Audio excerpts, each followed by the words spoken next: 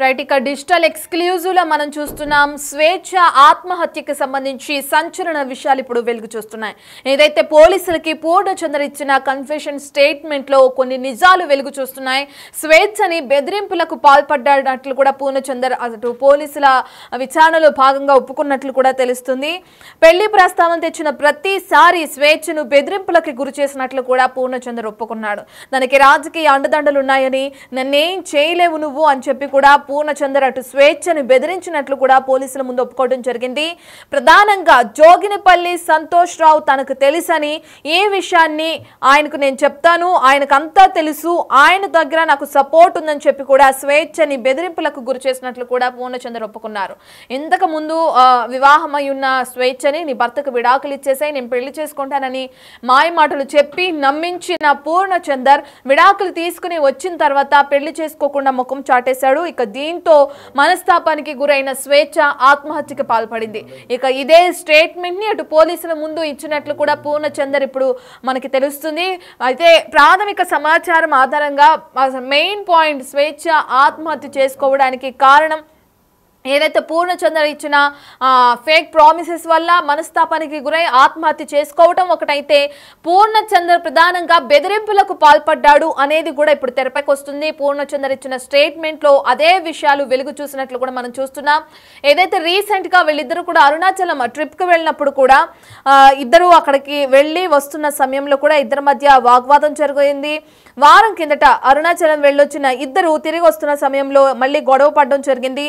పెళ్లి చేసుకునేది లేదు అని పూర్ణచందర్ స్వేచ్ఛకి తేల్చి చెప్పడం జరిగింది.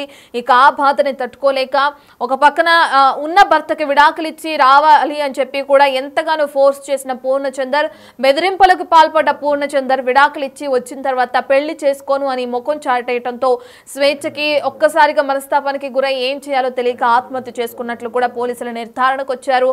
ఇక పూర్ణచందర్ ఇచ్చిన స్టేట్మెంట్ లో భాగంగా, నేను స్వేచ్ఛని బెదిరింపులకి పాల్పడ్డాను, బెదిరించాను కాబట్టే తను భయానికి గురైందని కూడా చెప్పుకోవచ్చు. ఒక విధంగా మనస్తాపానికి గురై ఈ విధంగా ఆత్మహత్య చేసుకుంది అని చెప్పి కూడా పూర్ణచంద్ర తన స్టేట్మెంట్ లో పోలీసులకు వెల్లడించడం జరిగింది. అసలు పూర్ణచంద్ర స్టేట్మెంట్ లో ఇంకా ఎటువంటి అంశాలున్నాయి, ఏ విషయాల గురించి అటు పోలీసుల ముందు పూర్ణచంద్ర ఒప్పుకోవడం జరిగింది, ఈ డీటెయిల్స్ అన్ని అందించడానికి మా ప్రతినిధి సాగర్ అందుబాటులో ఉన్నారు. రైట్ సాగర్, అందరూ అనుకున్నట్లుగానే స్వేచ్ఛ మృతికి పూర్ణచంద్రే కారణం అనేది తన మాటల్లో ఒప్పుకోవడం జరిగింది. పోలీసుల ముందు ఏదైతే స్టేట్మెంట్ ఇచ్చారో పోలీసులకి, అందులో భాగంగా నేను స్వేచ్ఛని బెదిరించాను అని చెప్పి కూడా అంటున్నారు. కేవలం పూర్ణచంద్రేనా, పూర్ణచంద్ర వైఫ్ హస్తం కూడా ఇందులో ఏమనుందా? అదే విధంగా రాజకీయ అండదండలు ఉన్నాయి, నన్నేం చేయలేమని చెప్పి కూడా పూర్ణచంద్ర స్వేచ్ఛని బెదిరించినట్లు కూడా తెలుస్తుంది. మరి ఆ కోణంలో కూడా విచారణ జరిగించే అవకాశం ఉందంటారా పోలీసులు? డీటెయిల్స్ ఏ విధంగా ఉన్నాయి?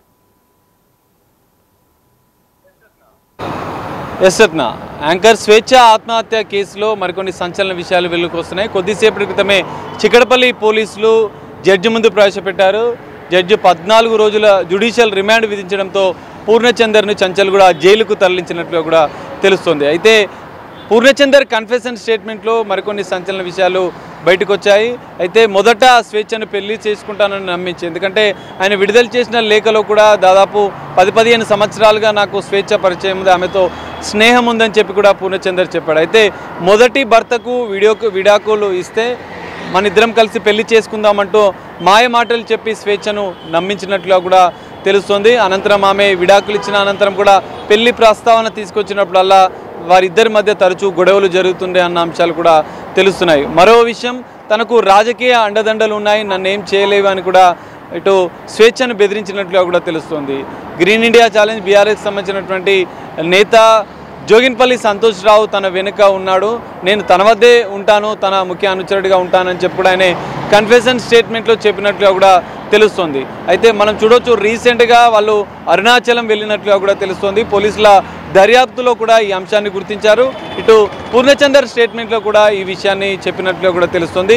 అయితే వారం రోజుల క్రితం స్వేచ్ఛ, పూర్ణచందర్ ఇద్దరు కలిసి అరుణాచలం ట్రిప్ వెళ్లారు. అరుణాచలంలో కొన్ని పుణ్యక్షేత్రాలను దర్శించిన అనంతరం కూడా వాళ్ళు 3 రోజుల క్రితం హైదరాబాద్కు తిరిగి వచ్చారు. అయితే ఈ ట్రిప్ ముగిసిన అనంతరం స్వేచ్ఛ తన ఇన్స్టా అకౌంట్లో ఆ ట్రిప్కి సంబంధించినటువంటి కొన్ని ఫోటోలను షేర్ చేసింది, వాళ్ళిద్దరికి సంబంధించినటువంటి ఫోటోలను. ఆమె సోషల్ మీడియా అకౌంట్లో కూడా స్వేచ్ఛ పూర్ణచందర్గా కూడా పేరుంది. ఎందుకంటే గతంలో ఏదైతే భర్తకు విడాకిచ్చిన అనంతరం కూడా ఈయన మాట ఇవ్వడంతో ఈయనే తన భర్త అని కూడా స్వేచ్ఛ పూర్తిగా సంపూర్ణంగా పూర్ణని నమ్మింది. కానీ అనంతరం పెళ్లి చేసుకోకపోవడం, అడిగినప్పుడల్లా దాటివేయడము, రీసెంట్గా అరుణాచలం వెళ్ళి వచ్చిన తర్వాత కూడా పెళ్లి ప్రస్థానానికి సంబంధించినటువంటి మరోసారి గొడవ జరిగింది. ఆ వివాదం కాస్త మరింత పెరిగినట్లుగా కూడా తెలుస్తోంది.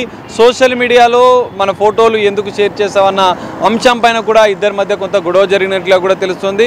తన వెనుక ఎందుకంటే మొదట ఒక ఛానల్లో ప్రోగ్రామింగ్ విభాగంలో పనిచేసినటువంటి పూర్ణచందర్ జోయిన్పల్లి సంతోష్కు గ్రీన్ ఇండియా ఛాలెంజ్కి సంబంధించినటువంటి కార్యక్రమంలో తనతో పాటు పాల్గొనడం, అంతరం రాజకీయంగా ఖానాపూర్ నియోజకవర్గంలో బీఆర్ఎస్ నాయకుడిగా కూడా ఆయన అంచెలంచెలుగా ఎదుగుతూ వచ్చాడు. అయితే మరి జోగిన్పల్లి సంతోష్రావు అండదండలు, ఇంకా మరికొంతమంది అండదండలు నాకు ఉన్నాయి, ఇక నన్ను నువ్వు ఏం చేయలేవు, నిన్ను పెళ్లి చేసుకోనని చెప్పి కూడా తాజాగా పూర్ణచందర్ కరాఖండిగా చెప్పడంతోనే తీవ్ర మనస్తాపానికి స్వేచ్ఛ గురై ఆత్మహత్య చేసుకున్నట్లుగా కూడా పోలీసుల దర్యాప్తులో తేలింది. సంచలన విషయాలు కన్ఫెషన్ స్టేట్మెంట్లో కూడా ఈ అంశాలు పూర్ణచందర్ చెప్పినట్లుగా కూడా తెలుస్తుంది. దీంతో ఆత్మహత్యకు ప్రేరేపించడం, పెళ్లి చేసుకుంటానని నమ్మించి ఆమెని మోసం చేసిన నేపథ్యంలో చిక్కడపల్లి పోలీసులు బిఎన్ఎస్ సెక్షన్ 69తో పాటుగా బిఎన్ఎస్ 108 సెక్షన్ల ప్రకారం కేసు నమోదు చేశారు.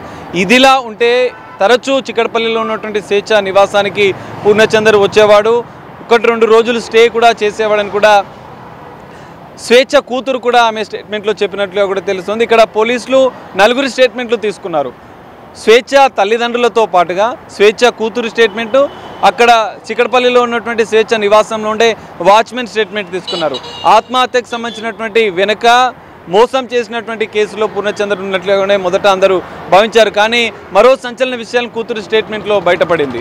తనను ఇంటికి వచ్చిన ప్రతిసారి అసభ్యకరంగా తను ప్రవర్తించేవాడు, అసభ్యంగా తనపైన కొంత దుర్భాషలు ఆడేవాడు, కొన్ని విషయాల పట్ల కూడా కొంత ఆమె కొన్ని అంశాలు కూడా స్వేచ్ఛ కూతురు పోలీసుల స్టేట్మెంట్లో చెప్పింది. దాని ఆధారంగా పోలీసులు ఫోక్సో కేసు 2 ఎఫ్ఐఆర్లు నమోదు చేశారు. ఆత్మహత్య ప్రేరేపించిన విషయంలో 2 సెక్షన్ల ప్రకారం 1 ఎఫ్ఐఆర్ నమోదు చేస్తే స్వేచ్ఛ కూతురు ఇచ్చిన స్టేట్మెంట్ ఆధారంగా అసభ్యంగా పూర్ణచందర్ తనపై ప్రవర్తించిన నేపథ్యంలో తన కూతురు స్టేట్మెంట్ ఆధారంగా పోక్సో యాక్ట్ ప్రకారం కూడా కేసు నమోదు చేశారు. ఈ 2 కేసుల నేపథ్యంలో పూర్ణచందర్ను జడ్జి ముందు కొద్దిసేపటి క్రితమే ప్రవేశపెట్టడం, జడ్జి 14 రోజుల జ్యుడిషియల్ రిమాండ్ విధించడంతో చంచల్ కూడా జైలుకు తరలించారు. ఇదిలా ఉంటే ఆయన లేఖలో మనం ఒకసారి పరిశీలిస్తే ఎక్కడ కూడా ఒక పాశ్చాత్తాపం లేకుండా స్వేచ్ఛ తల్లిదండ్రులపైన ఆరోపణలు చేస్తున్నట్లుగా కూడా మనకు లేఖ ద్వారా అర్థమైంది. తండ్రి స్థానంలో ఉంటాను అంటూ కూడా స్వేచ్ఛ కూతురు పైన చెప్పారు. కానీ స్వేచ్ఛ కూతురు తన స్టేట్మెంట్లో మరికొన్ని విషయాలు చెప్పింది. ఎందుకంటే తల్లి దగ్గరికి అంటే తన తల్లిని తన తల్లి ప్రేమను దూరం చేయడంతో పాటుగా ఇంటికి వచ్చినప్పుడు కూడా తనతో సరిగా ఉండేవాడు కాదు. అసలు తను వస్తేనే నాకు కొంత భయంగా ఉండేది. నా తల్లికి కూడా అమ్మకి ఎన్నోసార్లు నేను చెప్పాను, తాను మంచివాడు కాదు, నా మీద ఇట్లా ప్రవర్తిస్తున్నాడు, దురుసుగా ప్రవర్తిస్తున్నాడు, కొంత అసభ్యకరంగా ప్రవర్తిస్తున్నాడు అని చెప్పి తల్లికి చెప్పింది. అమ్మమ్మ తాతయ్యలకు కూడా ఇటు స్వేచ్ఛ కూతురు చెప్పింది.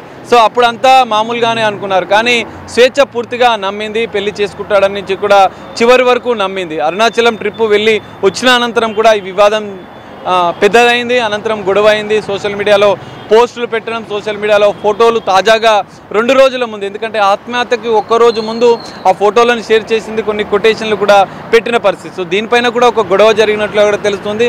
తన భార్య కూడా ఒప్పుకోకపోవడం, పూర్ణచందర్ భార్య కూడా విభేదించడం, సోషల్ మీడియాలో పెట్టిన ఫోటోల పైన ఆమె పూర్ణచందర్ను నిలదీసినట్లుగా కూడా తెలుస్తుంది. సో ఇవన్నీ అంశాల నేపథ్యంలో స్వేచ్ఛ ఆత్మహత్య వెనుక ఆత్మహత్యను ప్రేరేపించడం, ఆమెని నమ్మించి మోసం చేసిన నేపథ్యంలో పూర్ణచందర్ పైన ఇవన్నీ కేసులు నమోదు చేసి ఎట్టకేలకు రిమాండ్కు తరలించారు. కానీ ఒక్క పాశ్చాత్తాపం కూడా లేదు పూర్ణచందర్కి.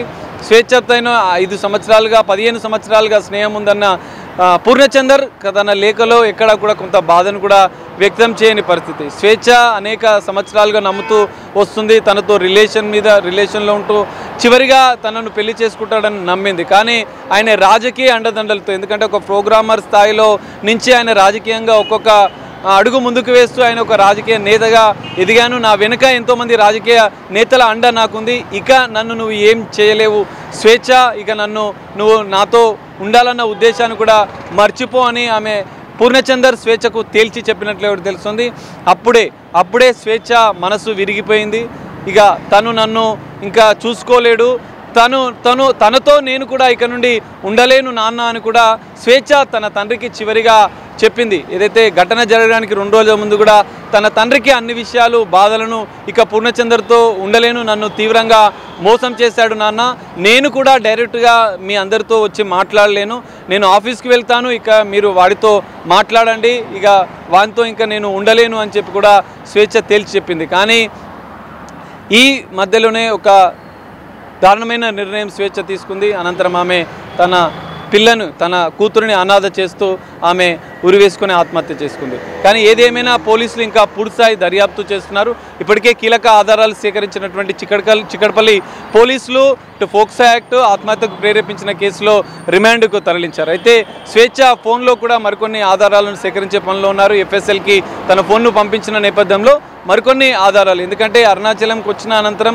కన్ఫెషన్ స్టేట్మెంట్లో అన్ని అంశాలు చెప్పినప్పటికీ ఇంకా ఫోన్లో చాటింగ్కి సంబంధించినటువంటి చివరి కాల్లో ఏం మాట్లాడాలన్న అంశాలపైన కూడా పూర్తిస్థాయి దర్యాప్తు అయితే చిక్కడపల్లి పోలీసులు చేయబోతున్నారు.